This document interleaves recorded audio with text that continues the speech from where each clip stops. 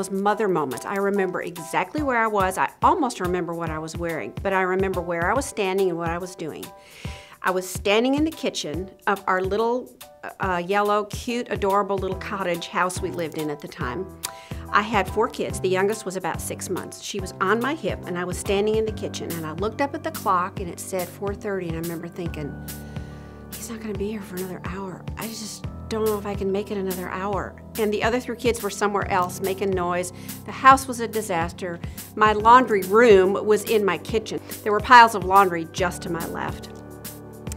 And I just had this moment. I thought, I don't think I can do this. I don't know how to be a mom. I don't know how to be a wife. How do I juggle all of these responsibilities that are mine? I wanted to be a mom, but how do I juggle all this? And in that moment, I was really paralyzed. I just stood there in the kitchen, and just the idea of trying to figure out how do I juggle it all.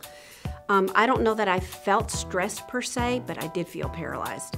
And I stood there with Rebecca on my hip, listening to the kids wherever they were, looking at the clock thinking, I don't know how I'm gonna manage this. I don't know how I'm gonna make it until my husband walks in the door and I get some help. And there was no magic formula. There was nothing that kind of clicked in my brain. I was hoping there would be some magic wand moment, but there was no magic wand.